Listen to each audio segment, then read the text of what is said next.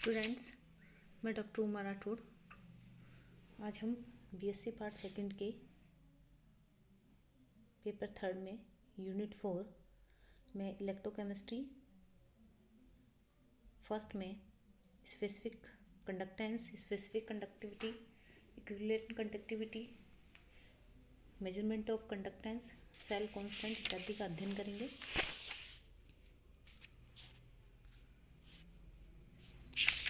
सबसे पहले हम देखते हैं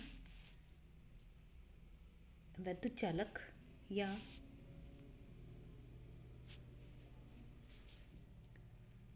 इलेक्ट्रोकंडक्टर्स क्या होते हैं। वे पदार्थ जो अपने में से धारा प्रवाहित होने देते हैं विद्युत के चालक यानी कंडक्टर्स ऑफ इलेक्ट्रिसिटी कहलाते हैं। हम जानते हैं जैसे कि सिल्वर, तांबा, और जो अपनी में से विद्युत धारा प्रवाहित नहीं होने देते हैं हम उनसे नॉन कंडक्टर्स कहेंगे। और विद्युत चालकता को मुख्य रूप से दो भागों में बांटते हैं। एक तो हमारे पास है मेटेलिक कंडक्टेंस, दूसरा हमारे पास है इलेक्ट्रोलाइटिक कंडक्टेंस। मेटेलिक कंडक्टेंस यानी धात्विक चालकता,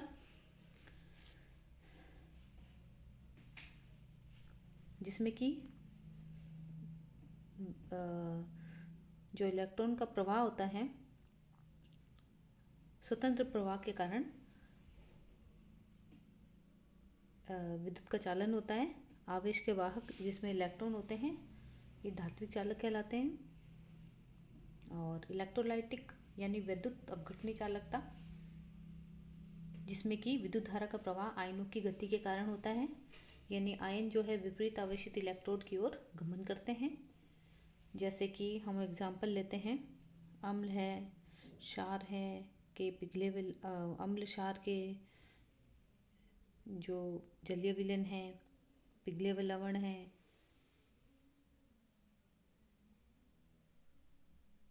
ये विद्युत के चालक होंगे। लेकिन जैसे कई पदार्थ है जैसे कि हमारे पास शुद्ध अवस्था में पानी है या शक्कर है, ये विद्युत के कुचालक है, इन्हें हम नॉन इलेक्ट्रोलाइट कहेंगे। अब हम बात करते हैं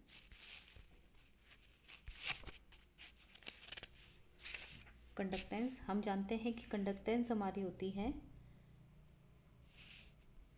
चालकता की विपरीत, यानी धात्विक जो हमारी चालकों की भांति विद्युत अपघटनी चालक भी ओम के नियम का पालन करते हैं, यानी I समानुपाती E/R, I बराबर E/R, यानी जहाँ पर विद्युत की धारा I एम्पियर में हो, E विद्युत वाहक बल है अपना, तो चालक के दोनों सिरों पर विभव का जो अंतर तथा R चालक का जो हमारा है प्रतिरोध होता है। अब हमारे पास जो प्रतिरोध होता है R, इसका व्युत्क्रम हमारे पास होती है C यानी चालकता, यानी C is equal to 1/R। हम जानते हैं कि इसकी इकाई ओम होती है, SI में इसकी सीमेंस में व्यक्त करते हैं। अब हम इसके द्वारा देखते हैं कि जो स्पेसिफिक विशिष्ट चालकता है, स्पेसिफिक कंडक्टिविटी किसे कहेंगे। स्पेसिफिक कंडक्टिविटी जो होती है हमारे पास R समानुपाती L/A, यानी किसी भी विद्युत अपघट्य में यानी इलेक्ट्रोलाइट में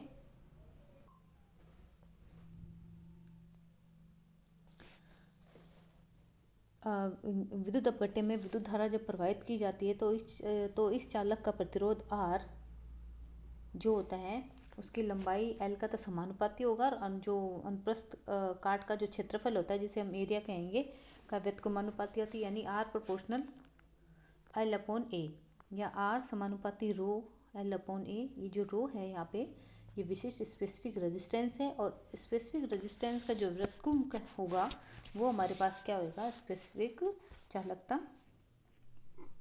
या हम ये भी कह सकते हैं कि किसी विद्युत अपघट्य के विलयन का जो विशिष्ट प्रतिरोध ओम उस विलयन का प्रतिरोध है, जो एक वर्ग सेंटीमीटर अनुप्रस्थ काट वाले इलेक्ट्रॉन के बीच की दूरी जिसमें कितना हो, 1 सेंटीमीटर हो,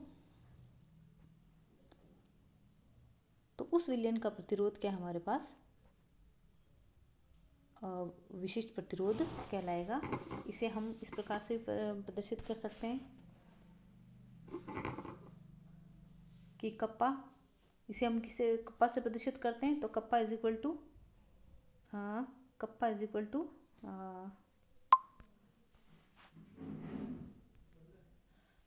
कप्पा इज इक्वल टू 1/ρ या 1/r is equal to L/1/ρ into A/L। इसको सॉल्व करेंगे तथा C हम जानते हैं 1/r होती है, तो kappa is equal to L/A into उसकी चालकत्व, यानी विशिष्ट चालकत्व या जो चालकता होती है, कंडक्टेंस कप्पा की परिभाषा इस प्रकार से हम कर सकते हैं कि किसी विद्युत अपघट्य की 1 घन सेंटीमीटर के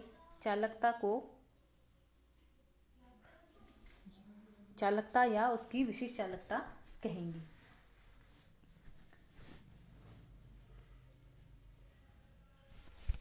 अब हम देखते हैं इसकी यूनिट। इसकी जो यूनिट होती है हमारे पास में, वो होती है ओम इनवर्स सेंटीमीटर इनवर्स या महो सेंटीमीटर इनवर्स। एसआई में जो यूनिट है सीमेन इनवर्स।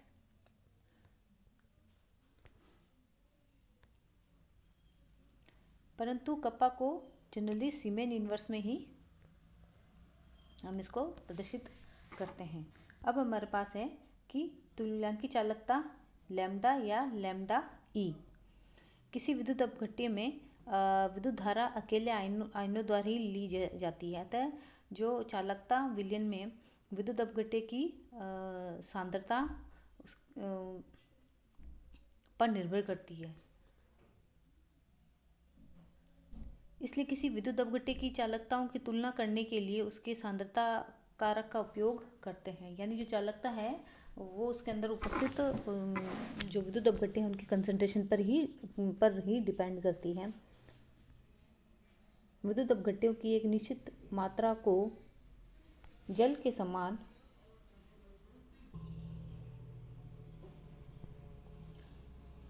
समान आयतन में विलय लिया जाता है। यह निश्चित मात्रा या तो तुल्यांकी भार है या अणुभार। अतः विलयन के प्रसंग में एक अन्य प्रकार की चालकता अधिक महत्वपूर्ण होती है, जिसे हम कहते हैं तुल्यांकी चालकता, जिसे लैम्डा से प्रदर्शित करते हैं।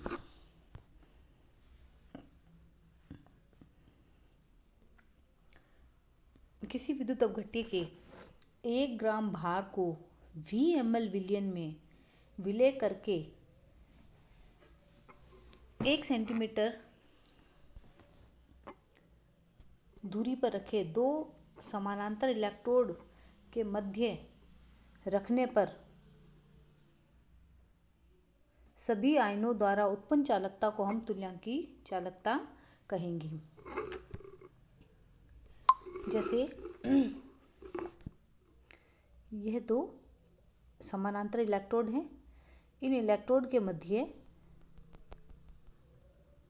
1 ग्राम तुल्यांकी भार को जिसके हमने VmL में विलय कर लिया है, और ये जो इलेक्ट्रोड है दोनों 1 सेंटीमीटर पर रखे हुए हैं। इनके मध्य उत्पन्न सभी आयनों द्वारा जो चालकता उत्पन्न हो रही है उसे हम तुल्यांकी चालकता या इक्विवेलेंट कंडक्टेंस कहेंगे।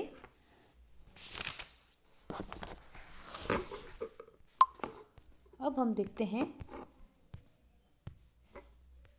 Equivalent conductance.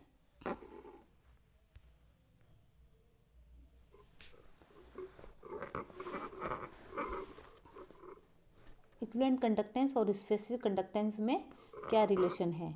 जो चालकता होती है वो होती है हमारे पास स्पेसिफिक कंडक्टेंस इनटू इक्विवेलेंट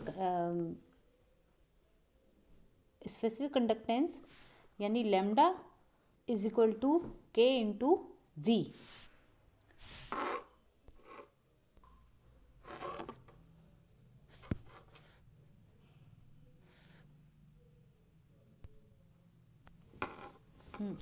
अब हम देखते हैं relation between equivalent conductance and specific conductance. माना कि 1 सेंटीमीटर दूर पर रखे हुए 2 इलेक्ट्रोड के बीच में 1 cc विलयन रखा हुआ है, जिसमें 1 ग्राम तुल्यांक इलेक्ट्रोलाइट घुला हुआ है। इस विलयन का जो चालकत यानी कंडक्टेंस इक्विवेलेंट कंडक्टेंस के बराबर होगी। यह चालकता के बराबर है क्योंकि 1 सेंटीमीटर दूरी पर रखे हुए 2 इलेक्ट्रोड के बीच इस विलयन का जो अनुप्रस्थ काट है उसका जो एरिया है वो 1 सेंटीमीटर स्क्वायर है। अतः कंडक्टेंस चालकता C is equal to specific conductance kappa is equal to equivalent conductance.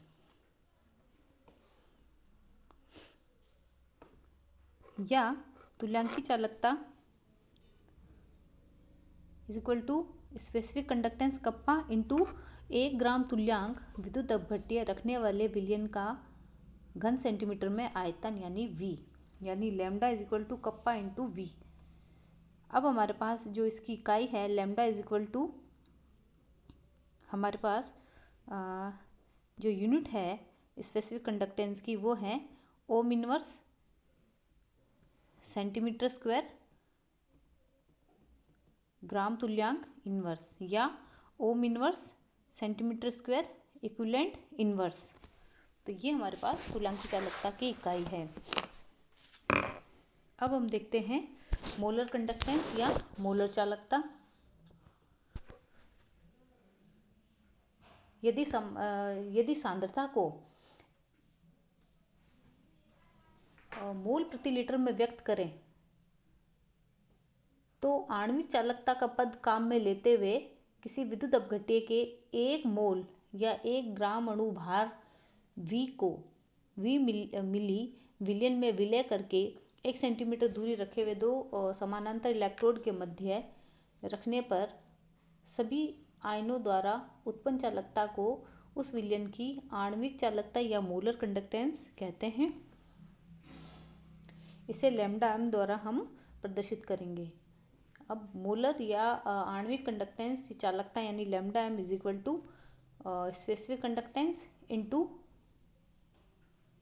1 mole विद्युत अपघट्य रखने वाले विलयन का घन सेंटीमीटर में आयतन यानी lambda m is equal to K into V. इसकी जो इकाई होती है हमारे पास यूनिट होगी हमारे पास में ohm inverse centimetre square mole inverse. चूँकि इक्विवेलेंट में हमारे पास हम क्या करते हैं इक्विवेलेंट इनवर्स, और यहाँ पर हमारे पास यूनिट में रहेगा मोल इनवर्स। और हम ये भी जानते हैं कि जो हमारे पास जो मोलर कंडक्टेंस है या इक्विवेलेंट कंडक्टेंस होती है वो हमारे पास मोलर कंडक्टेंस अपॉन उसमें उपस्थित हाइड्रोजन आयन की संख्या के बराबर होती है। यानी हम कह सकते हैं कि equivalent conductance is equal to molar conductance upon उपस्थित वियोजित होने वाले हाइड्रोजन आयन की संख्या। अब हमारे पास है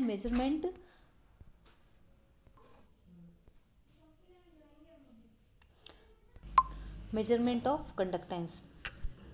प्रतिरोध का व्युत्क्रम चालकता होता है और चालकता ज्ञात करने के लिए उस विलयन का प्रतिरोध ज्ञात कर लिया जाता है। और प्रतिरोध मापने के लिए प्राय हीट स्टोन ब्रिज का हम प्रयोग करते हैं। जिस विलयन का कंडक्टेंस ज्ञात होता है उसे हम कंडक्टेंस ज्ञात करने के लिए एक सेल का प्रयोग करते हैं जिसे हम क्या कहते हैं कंडक्टिविटी सेल। जैसे कि कंडक्टिविटी सेल में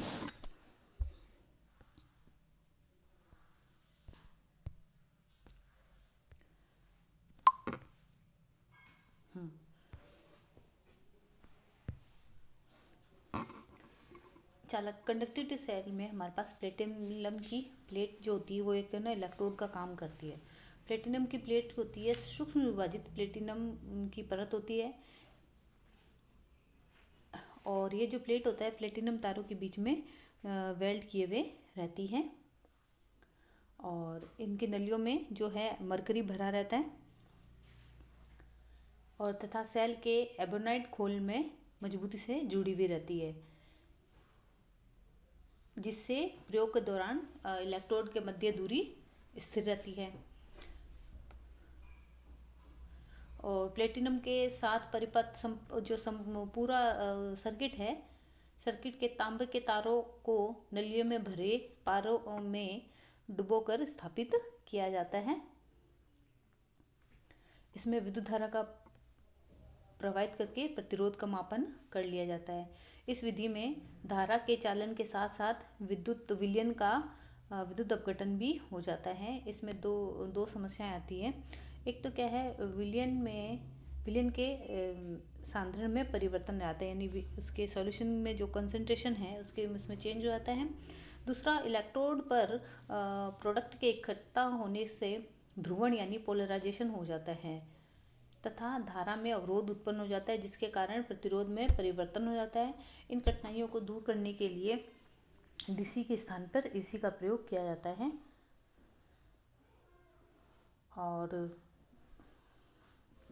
व्हीटस्टोन ब्रिज परिपथ में गैल्वेनोमीटर के स्थान पर प्रयोग करते हैं। अब हमारे पास है हेडफोन या जो मैजिक आई का उपयोग करते हैं। ये हमारे पास व्हीटस्टोन ब्रिज का एक डायग्राम है। इसमें विद्युत अपघटनी विलयन के द्वारा चालकता का निर्धारण कैसे करते हैं, यह भी हमारे पास दर्शाया गया है।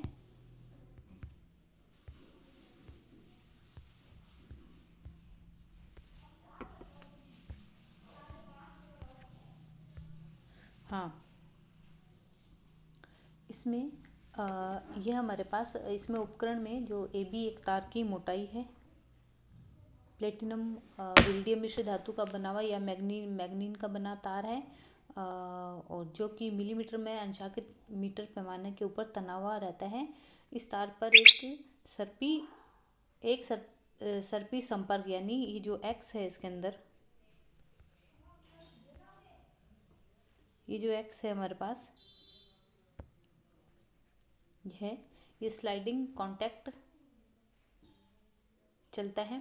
व्हीटस्टोन ब्रिज के साथ एक प्रतिरोध बॉक्स R जुड़ा हुआ रहता है। ये रहा प्रतिरोध बॉक्स, जो कि ब्रिज की एक भुजा का कार्य करता है, तथा एक चालकता सेल C लगा रहता है। ये रहा कंडक्टिविटी सेल, जिसमें विलयन भरा रहता है। इस सेल को एक थर्मोस्टेट, ये हमारे पास थर्मोस्टेट है, थर्मोस्टेट में रखा जाता है ताकि ताप स्थिर रहे। यह ब्रिज की दूसरी भुजा का कार्य करता है। और T एक हेडफोन है जो धारा का ये रहा T, यहाँ पे धारा का पता लगाता है। I एक हमारे पास में यह I है। I हमारे पास एक प्रेरण कुंडली है जिससे धारा प्रवाहित होती है। जब धारा प्रवाहित की जाती है तो प्रतिरोध बॉक्स R में से प्रतिरोध हम निकाल देते हैं, और सर्पी संपर्क X को चलाने पर वह बिंदु ज्ञात कर लेते हैं जहाँ पर मिनिमम आवाज़ हमें सुनाई देती है। इस स्थिति में ब्रिज हमारा संतुलित हो जाता है। तो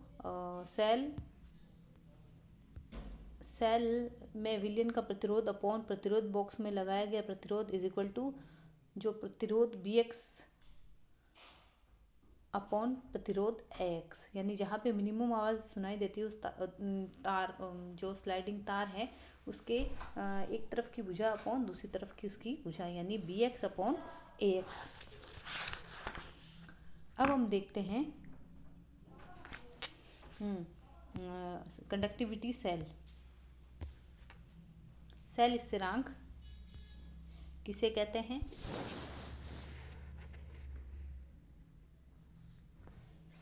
हम जानते हैं R is equal to rho, R बराबर rho into L upon A होता है हमारे पास, या 1/R इज इक्वल टू 1/रो इंटू ए अपॉन एल, जिसमें 1/ρ हमारे पास हम जानते हैं कप्पा के बराबर होता है, is equal to 1/r into 1/a, यानी कप्पा इज इक्वल टू कितना हुआ 1/r, और जो हमारे पास L/A है उसको हम x मान लेते हैं, तो k इज इक्वल टू, यानी सेल स्थिरांक वह गुण है जिसमें विलयन में जो प्रेक्षित चालकता है c से गुणा करने पर चालकता प्राप्त होती है। तो ये हमारे पास सेल स्थिरांक है। सेल स्थिरांक is equal to x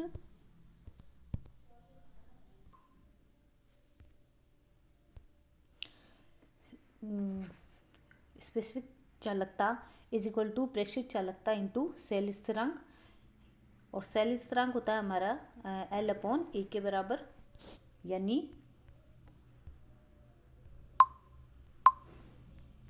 kappa is equal to observed conductance C into cell स्थिरांक यानी L/A, जिसे हम x भी बता सकते हैं, यानी kappa is equal to CX। तो यह हमारे पास सेल स्थिरांक क्या हुआ हमारे पास, विशेष चालकता अपॉन प्रेक्षित चालकता।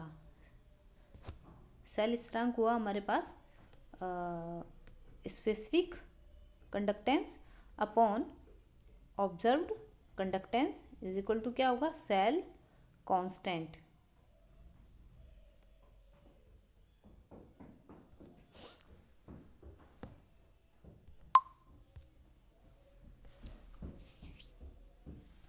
Thank you, have a nice day.